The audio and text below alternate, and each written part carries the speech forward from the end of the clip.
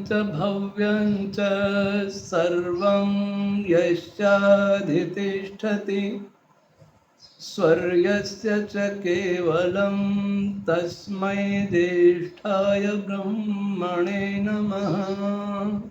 प्रिय श्रोतागण, आज आप अनेक समाचारों में सुन रहे हैं कि गर्मी बहुत बढ़ रही है। कुछ चैनल्स, न्यूज़ चैनल कह रहे हैं कि इस बार गर्मी 1,25,000 वर्षों का रिकॉर्ड तोड़ेगी। तो कुछ लोग कह रहे हैं कि 150 वर्ष का रिकॉर्ड तोड़ेगी। 150 वर्ष और 1,25,000 बहुत बड़ा अंतर है। मैं ये जानना चाहता हूँ कि न्यूज़ चैनलों पर 1,25,000 वर्ष का रिकॉर्ड आया कहाँ से? ये तो मानव जाति का इतिहास इतना पुराना नहीं मानते आजकल के तथाकथित वैज्ञानिक। उस पर कहना कि गर्मी इतनी पड़ेगी कि 1.25 लाख वर्ष में नहीं पड़ी। मीडिया और वैज्ञानिकों के झूठ को हमने कोरोना काल में बहुत देखा है, परंतु हाँ, गर्मी पड़ सकती है क्योंकि हम ऐसे ही कार्य कर रहे हैं। विनाश काले विपरीत बुद्धि हमारी हो रही है, इसलिए विनाश तो होगा ही। हमने अपने उन पूर्वजों को भुला दिया जो करोड़ों वर्ष से इस धरती को, इस हवा को, इस पानी को, इस आकाश को और संपूर्ण मनस्तत्व को सुरक्षित, संरक्षित किए थे, पवित्र किए थे। हमने आधुनिक विज्ञान और टेक्नोलॉजी के व्यामोह में, अहंकार में आकर के उन सबको मूर्ख मान लिया। महान ऋषियों को, देवों को मूर्ख मान लिया और हमने उनको महान मान लिया जिन्होंने हमें गुलाम बनाया था, जिन्होंने हम पर अत्याचार किए थे, जिन्होंने हमें लूटा था। आधुनिकता शब्द का अर्थ ही आज ये बन गया है कि हम अमेरिका की ओर करें, यूरोप की ओर करें, दूसरे देशों की ओर करें। अर्थात यूरोप, अमेरिका जैसे लोग या जैसे देश हमारे लिए काल का पर्यायवाची बन गए। जैसे काल को उन्होंने अपनी मुट्ठी में बंद कर लिया है। वे कहेंगे वही आधुनिक है, वो जो पहनेंगे वही आधुनिक है, वे जो करेंगे वही आधुनिक है, वे जैसे खाएंगे पिएंगे वही आधुनिक है, वो जैसे जिएंगे वही आधुनिक है। ये आधुनिकता की परिभाषा मूर्खों को किसने सिखाई है? कि आधुनिक युग में तो ऐसा है, आधुनिकता को साथ लेके चलो, विरासत को भी लो, आधुनिकता भी लो। ये आधुनिकता कौन सी चीज है? आधुनिकता का अर्थ क्या होता है? नकल सदैव मूर्ख किया करते, बुद्धिमान कभी किसी की नकल नहीं करते। ऐसा लगता है हमारे देश ने और दुनिया के अधिकांश देशों ने चंद लोगों को अपना आदर्श मान लिया है, अपने से बुद्धिमान मान लिया, इसलिए उन्हीं की नकल करते हैं। बौद्धिक रूप से हम एक गुलामी भरे अंधकार युग में जी रहे हैं। वैज्ञानिक चेतावनी आज से नहीं, पहले से दे रहे हैं कि धरती पर जीवन समाप्त हो जाएगा। हर बात को जलवायु परिवर्तन से जोड़ा जाता है, लेकिन ये कोई नहीं सोचता जलवायु परिवर्तन का कारण क्या है। जलवायु परिवर्तन का कारण प्रायः कार्बन डाइऑक्साइड, मीथेन को बताया जाता है, जो करोड़ों वर्ष है। करोड़ों वर्ष से चूल्हा जलता रहा, करोड़ों वर्ष से पशु पालते रहे, पशुओं की संख्या अब से कई गुना अधिक थी, फिर भी पर्यावरण शुद्ध था, क्लाइमेट चेंज नहीं होता था। अब क्यों हो रहा है? चंद वर्षों में हमने जलवायु परिवर्तन रोना रोते रोते अपने पापों को छिपाने का प्रयास करते हैं। जरा सोचिए कि जिस भी टेक्नोलॉजी का आप प्रयोग कर रहे हैं, उस टेक्नोलॉजी को बनाने में क्या ऊर्जा खर्च नहीं थी? क्या उससे ऊष्मा नहीं बढ़ी थी? किसी फैक्ट्री में कोई भी काम हो रहा है, कुछ भी बन रहा है, तो क्या ऊष्मा रिलीज नहीं हो रही है? टेक्नोलॉजी का प्रयोग कर रहे हैं, क्या गर्मी नहीं निकल रही है? मोबाइल का प्रयोग करिए, थोड़ी देर बात करिए, क्या मोबाइल गर्म नहीं होता है? कोई भी संसार में ऐसी टेक्नोलॉजी नहीं जो ऊर्जा के बिना चल रही हो, और हर ऊर्जा गर्मी का पर्याय है। हर ऊर्जा में गर्मी है। हर कंपन, हर गति, हर वाइब्रेशन वायुमंडल में गर्मी पैदा करता है। हवा के अणुओं का तेजी से वाइब्रेट होना ही टेम्परेचर को बढ़ाना है।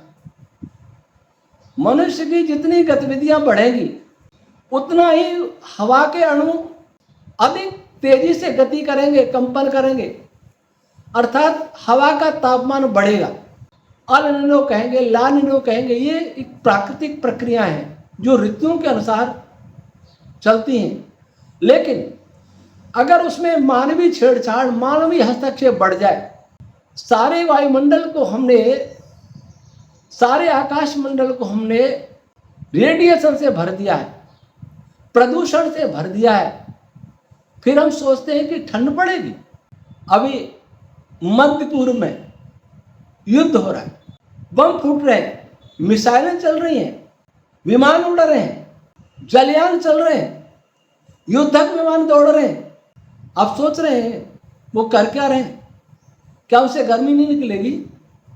क्या उससे जहरीली गैसें नहीं निकलेंगी? पर इस पर कोई ध्यान नहीं दे रहा। युद्ध का भूत सब पर सवार है। इतना आक्रोश मन में भरा हुआ है, एक देश का दूसरे देश के प्रति, एक व्यक्ति का दूसरे व्यक्ति के प्रति, एक समाज का दूसरे समाज के प्रति। जब व्यक्ति क्रोध में होता है तो उसका शरीर गर्म होता है, शरीर उबल, जैसे उबल रहा, चेहरा लाल हो जाता है। जो क्रोध की तरंगे, क्रोध का विचार ही हमारे शरीर को बॉयल कर देता है, ऐसा समझिए। तो क्या वायुमंडल पर प्रभाव नहीं डालेगा? वे क्रोध की तरंगे, प्रतिशोध की तरंगे, ईर्ष्या की तरंगे, घृणा की तरंगे, द्वेष की तरंगे, कामुकता की तरंगे, झूठ की तरंगे, छल कपट की तरंगे इतने ब्रह्मांड में भर दिए कि निश्चित रूप से विनाश होगा। कुछ दिन पूर्व एक खबर आई थी पत्रिका में कि सूर्य के एक उत्तरी ध्रुव शायद से कुछ भाग अलग हो गया और वही ध्रुव के पास घूम रहा है। तब वैज्ञानिक चिंतित थे कि पता नहीं धरती पर क्या प्रभाव पड़ने वाला है। मुझे लगता है कि उसका भी प्रभाव पड़ेगा। सूर्य के दक्षिणी ध्रुव में हीट बहुत है और उत्तरी ध्रुव में चार्ज पार्टिकल बहुत है, ऐसा वैदिक फिजिक्स कहती है। किसी ध्रुव में डिस्टर्बेंस होगा तो उसका प्रभाव धरती पर अवश्य पड़ेगा। पर्यावरण प्रदूषण तो सूर्य तक नहीं पहुंचेगा, लेकिन हमारे विचारों की तरंगे, हिंसा की तरंगे, काम की तरंगे, ईर्ष्या की तरंगे, प्रसोद की तरंगे, क्रोध की तरंगे, दर्द की तरंगे, ये सूर्य नहीं गैलेक्सी पार करके भी निकल जाएंगे, क्योंकि इनकी गति बहुत तेज होती है, प्रकाश की गति से नहीं चलती है, इनकी गति का कोई माप नहीं है। डॉक्टर मदन मोहन बजाज जो दिल्ली यूनिवर्सिटी में वैज्ञानिक थे, उन्होंने भी इस बात को लिखा है कि ये पैन वेव्स दूर गैलेक्सियों तक को प्रभावित करती हैं। मैंने इसमें बहुत सारी और वेव्स को जोड़ा है और उनको मैंने कहा भी था। आज हर जगह पर्यावरण में केवल हवा, पानी और मिट्टी नहीं आता, पर्यावरण में आकाश भी आता है, पर्यावरण में मनस्तत्व भी आता है। इन सबको डिस्टर्ब करने के लिए मानव गतिविधियां ही सबसे अधिक उत्तरदायी हैं। इस धरती पर कैसे रहा जाए केवल पशु और पक्षी, कीट पतंग ही जानते हैं। परमात्मा ने हमें सबसे बुद्धिमान बनाया था और बुद्धिमान बना करके हमें ये धरती सौंपी थी, ये ब्रह्मांड सौंपा था, तब ये हमें उत्तरदायित्व दिया था कि हम इसका संरक्षण करें, हम सब प्राणियों के हितों की रक्षा करें। लेकिन हम ही ने न केवल सारे लोगों को डिस्टर्ब किया है, सारी प्रजातियों वनस्पतियों को भी डिस्टर्ब किया है। आज हमारी गतिविधि से ही गर्मी बढ़ रही है, ग्लेशियर पिघल रहे हैं। आज कहते हैं कि सागर का जल जब अधिक गर्म होगा तो फिर गर्मी बढ़ेगी, सूखा पड़ेगा, चक्रवात आएंगे। लेकिन सागर का जल क्या वायुमंडल से प्रभावित नहीं होगा?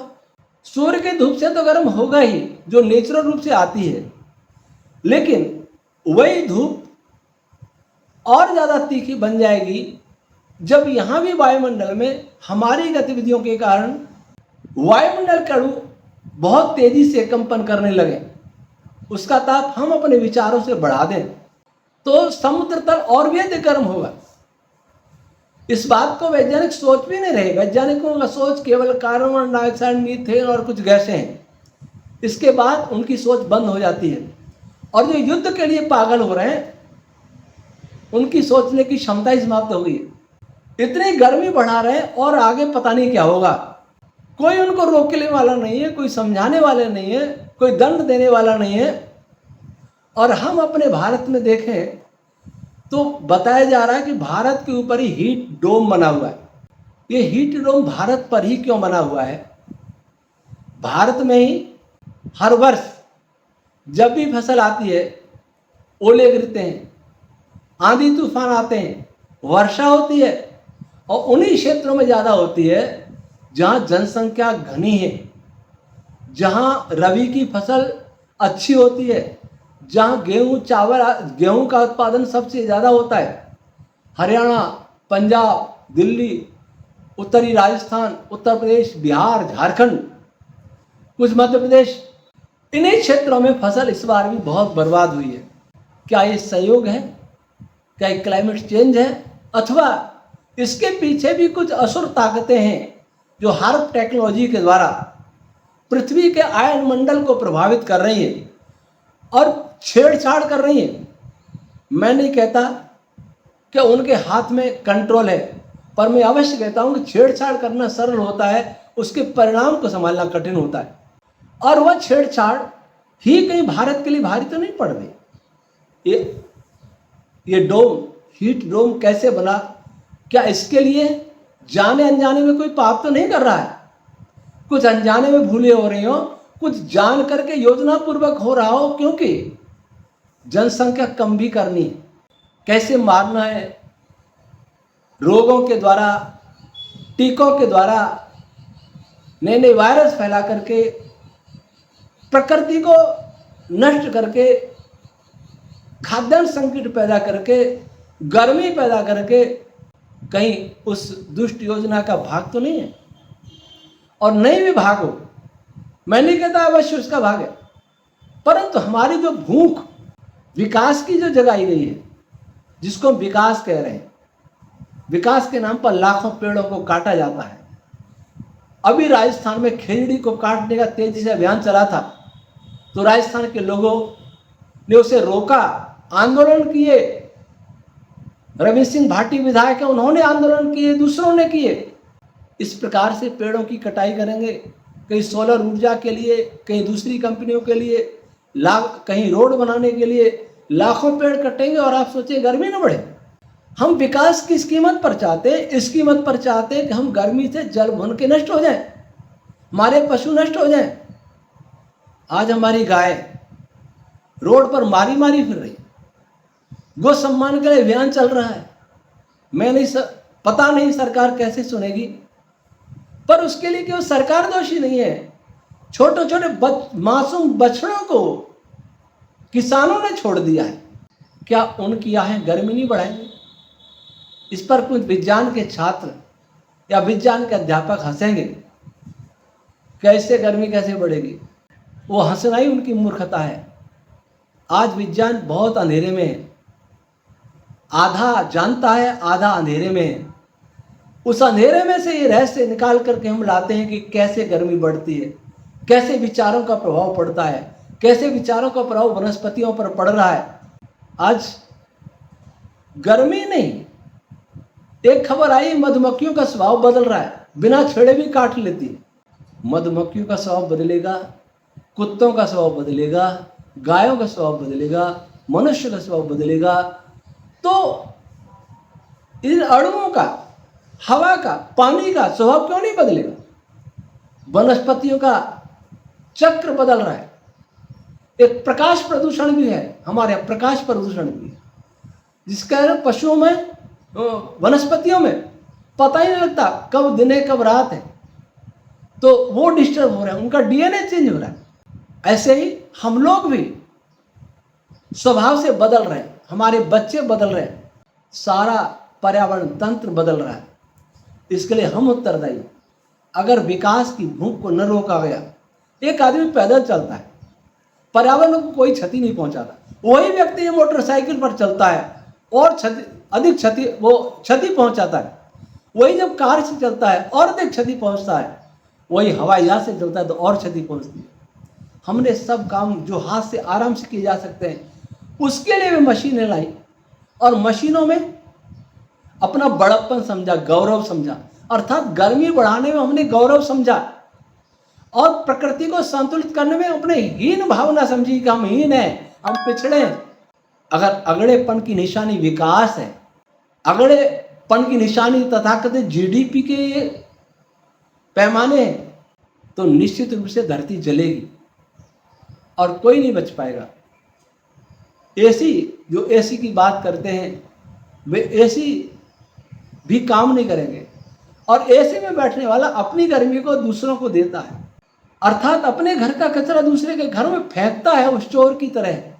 लेकिन अब व्यवस्था यह है कि शहरों की स्थिति ये बन गई कि एसी बिना रह ही नहीं सकते, गाड़ी में एसी बिना चल नहीं सकते। इसके लिए ये विकास उत्तरदायी है। 2047 तक जो विकसित भारत की कल्पना हम करते हैं, अगर यही चलता रहा तो 2047 में हम ही नहीं रहेंगे। किसका विकास कर? रोड पर कौन दौड़ेगा? रोबोट या मशीनें या जानवर? जानवर भी बहुत सारे मारे जाएंगे। इसलिए गर्मी से अगर बचना चाहते हैं तो तात्कालिक उपाय तो करें ही, जो चिकित्सक बताएं, जो आयुर्वेद शास्त्री बताएं। लेकिन हम इतना तो सोचें कि हमारी दिनचर्या में कौन सी गतिविधि ऐसी है जो गर्मी बढ़ा रही है? क्या हम छोटे छोटे काम भी स्वयं नहीं कर सकते? क्या हम ऊर्जा का कम से कम उपयोग नहीं कर सकते?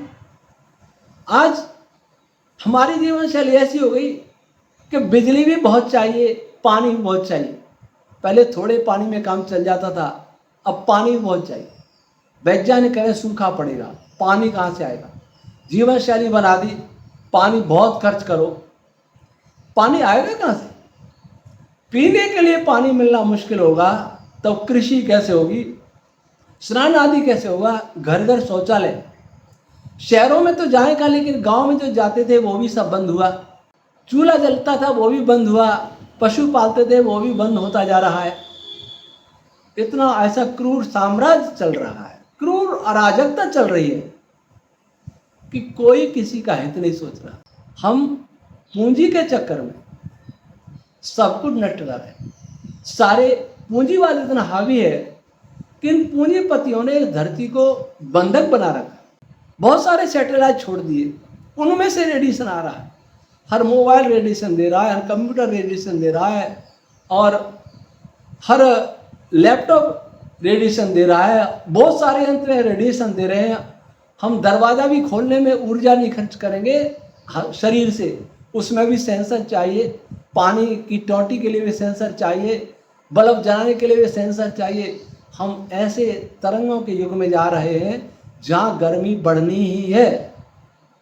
और कुछ लोग चाहते हैं कि हम लोग ऐसे ही टेक्नोलॉजी का उपयोग करें, उनका धन बढ़े और हम मरण की हो जाएं।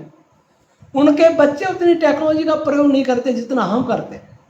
सुना है जो मुट्ठी में बंद करना चाहते हैं संसार के लोगों को, उनके बच्चे बहुत उम्र तक मोबाइल से दूर रहेंगे।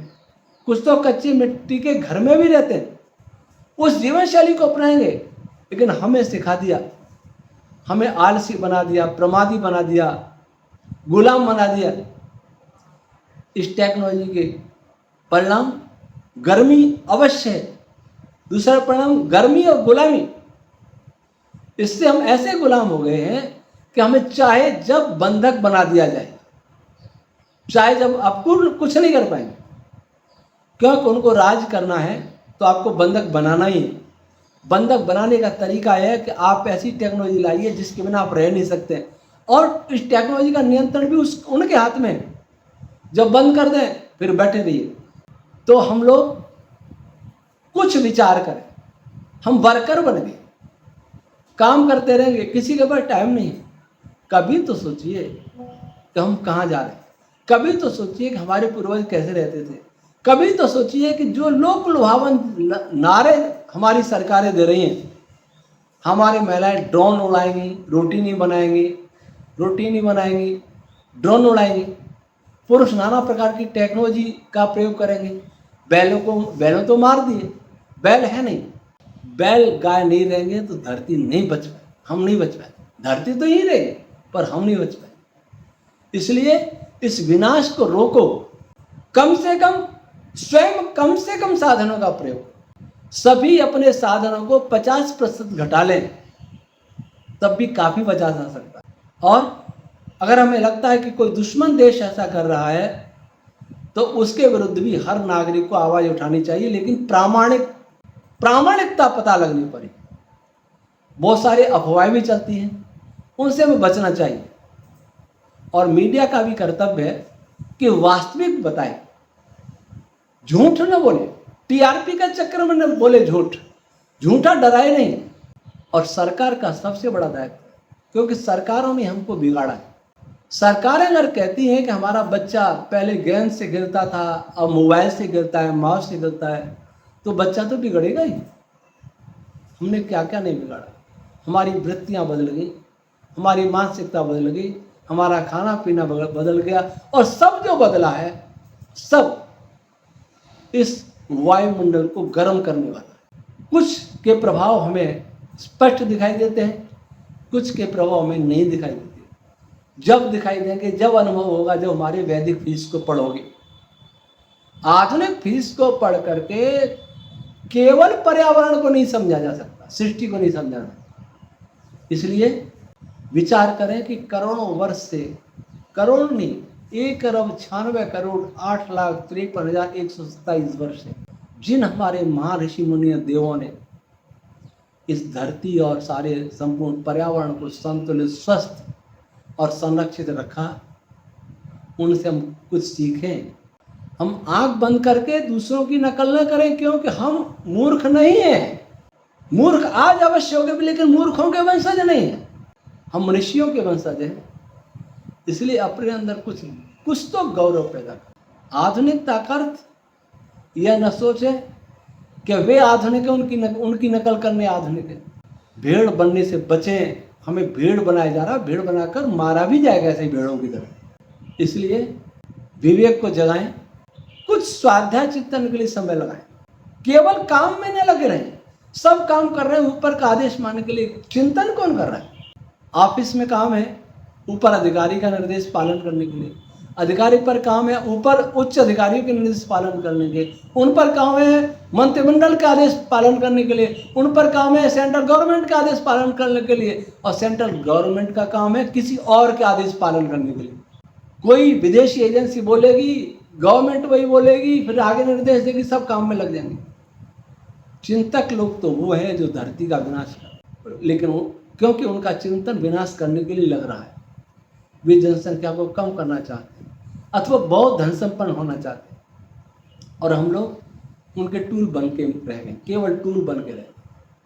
इसलिए जागो और सोचो कि आप मनुष्य हैं। मनुष्य अर्थात सोच विचार करके कार्य करने वाला, हित अहित सत्य असत्य को विचार करके कार्य करने वाला। अपनी आवश्यकता बहुत कम करिए। पुरानी जीवन शैली पर एक साथ आना संभव नहीं, परंतु धीरे धीरे आने का प्रयत्न करिए। पर सरकारों ने हमें इतना उलझा दिया कि हम चाह के भी मोबाइल नहीं छोड़ सकते। हर काम इसी से हुआ। क्या करें? ऐसा असमंजस, ऐसी की कर्तव्य मूर्ता आपके सामने आ खड़ी होगी कि आप सोच भी नहीं पाएंगे। वैसी स्थिति आने वाली है। अब भी कुछ विचार करें, सरकार को अवगत कराएं और सुधार स्वयं से प्रारंभ करें। पानी का कम से कम उपयोग करें, अन्य साधनों का कम से कम उपयोग करें, दूसरों को पीड़ा न हो ऐसा प्रयत्न करें। दूसरों के अधिकारों को छीन करके अपने अधिकार न बढ़ाएं। दूसरों को गर्मी दे करके हम शीतलता का एहसास करने का प्रयास न करें। ईश्वर हमें सद्बुद्धि दे और देव शांति अंतरिक्षम शांति, जो शांति पाठ में बोलते हैं, उस प्रार्थना पर विचार करें। सब कुछ बना तो हमें सुख देने के लिए था, लेकिन हमें सबसे दुख होने लग गया क्योंकि हम ही ने उनको ऐसा बना दिया। सूर्य को बना दिया, चंद्रमा को बना दिया, भूमि को बना दिया, हवा को बना दिया, पानी को बना दिया, अब समुद्र भी उबल रहे हैं। इसलिए विचार करें तो शायद बच जाए, अन्यथा विनाश हमारी प्रतीक्षा कर रहा है। ओम